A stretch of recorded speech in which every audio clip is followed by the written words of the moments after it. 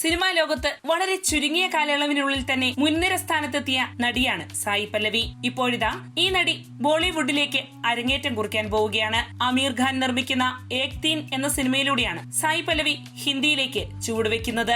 അമീർ ഖാന്റെ മകൻ ജുനൈദ് ഖാനാണ് ഈ സിനിമയിൽ സായി പല്ലവിയുടെ നായകനായി എത്തുന്നത്. 2016 പുറത്തിറങ്ങിയ പ്രശസ്ത തായ് ചിത്രം വൺഡേയുടെ ഔദ്യോഗിക റീമേക്കാണ് ഏക് തീൻ.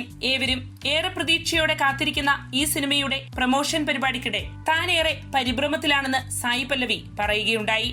10 വർഷത്തോളമായി ദക്ഷിണേന്ത്യൻ ഭാഷകളിലുള്ള സിനിമകളിൽ അഭിനയിച്ചു വരുന്നുണ്ടെങ്കിലും ഒരു പുതിയ സിനിമാ വ്യവസായത്തിലേക്കുള്ള ചുവടുവയ്പ് ഒരു പുതുമുഖത്തിന്റെ തുടക്കം പോലെയാണ് തനിക്ക് അനുഭവപ്പെടുന്നതെന്നാണ് സായി പല്ലവി പറഞ്ഞത്. ഇതൊരു മനോഹരമായ യാത്രയാണ്. എങ്കിലും എന്റെ ആദ്യ ഹിന്ദി ചിത്രമായതുകൊണ്ട് തന്നെ ഞാൻ ശരിക്കും പരിഭ്രമത്തിലാണ്. എന്നെ ഈ സിനിമയുടെ ഭാഗമാക്കിയതിനും ഇത്രയും സ്നേഹം നൽകിയതിനും ആമീർ സാറിനോട് നന്ദി പറയുന്നു. ജുനൈദ് ഖാൻ മികച്ചൊരു സഹതാരമായിരുന്നു. വളരെ അനുസരണയുള്ള ഒരു കുട്ടിയെ പോലെയാണ് അവൻ സെറ്റിൽ പെരുമാറിയത്, സായി പല്ലവി പറഞ്ഞു.